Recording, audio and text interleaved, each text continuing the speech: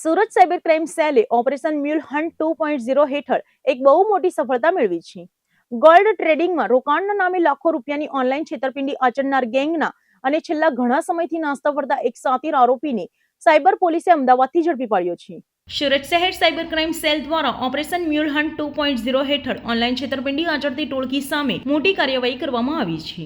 Gold ટ્રેડિંગમાં વધુ નફાની લાલચ આપી રોકાણકારોને સીસામાં ઉતારતી ગેંગના વધુ એક નાસ્તા ફરતા આરોપી સંજય મોહનભાઈ મારુની અમદાવાદથી ધરપકડ કરવામાં આવી છે. આ સાતીર ટોળકીએ એક બનાવટી ઇન્વેસ્ટમેન્ટ વેબસાઇટ બનાવીને ફરિયાદી પાસે અલગ અલગ બેંક ખાતાઓમાં કુલ રૂપિયા 7,86,000 ટ્રાન્સફર કરાવી લીધા હતા. આ હાઈટેક ફ્રોડ કેસમાં અગાઉ પણ એક આરોપી ઝડપાઈ ચૂક્યો છે. પોલીસ તપાસમાં ચોંકાવનારો ખુલાસો થયો છે કે પકડાયેલા આરોપી સંજયે કમિશનની લાલચમાં બેંક એકાઉન્ટ મેળવ્યું હતું અને સહ આરોપી મારફતે દિલ્હી ખાતે સાયબર ફ્રોડના ઉપયોગ માટે મોકલ્યું હતું. પોલીસ કમિશનર અનુપમસિંહ ગેહલોતના સીધા માર્ગદર્શન હેઠળ સુરત સાયબર ક્રાઇમ સેલે 40 વર્ષીય આરોપી સામે કાયદેસરની કાર્યવાહી હાથ ધરી છે, જ્યારે આ કૌભાંડમાં સંડોવાયેલા અન્ય શખ્સોની શોધખોળ હજુ ચાલુ છે. ઓપરેશન મ્યુલ હન્ટ 2.0 દરમિયાન એક ઇન્વેસ્ટમેન્ટ ફ્રોડનો ગુનો નોંધવામાં આવ્યો હતો, જેમાં કુલ 7.5 લાખ રૂપિયાની છેતરપિંડી ફરિયાદી સાથે કરવામાં આવેલી હતી.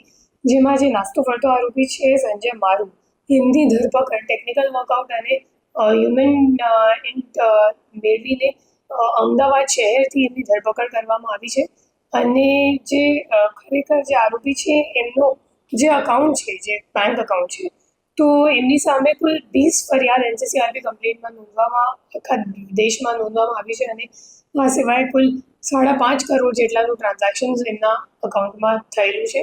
અને જે તમામ ટ્રાન્ઝેક્શન્સ છે એ તમામ ઇન્વેસ્ટમેન્ટ ફ્રોડના નામ પર લોકો સાથે છેતરપિંડી કરીને થયેલ છે.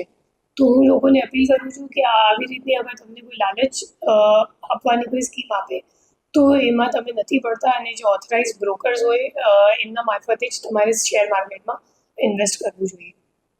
ઇન્વેસ્ટમેન્ટ નામે જ છેતરપિંડી કરવામાં આવી રહી છે. છેલ્લા ઘણા સમયથી આ ફરિયાદો સખત વધી રહી છે. યસ, એ બાબતે હું કુલ આપણે અગર સુરત શહેરનું આપણે જોવા જઈએ તો મેક્સિમમ જે કમ્પ્લેન્ટ્સ છે NCCRPનું, તો એમાં 60% જેટલા કમ્પ્લેન્ટ્સ ઇન્વેસ્ટમેન્ટ ફ્રોડના નામે છે.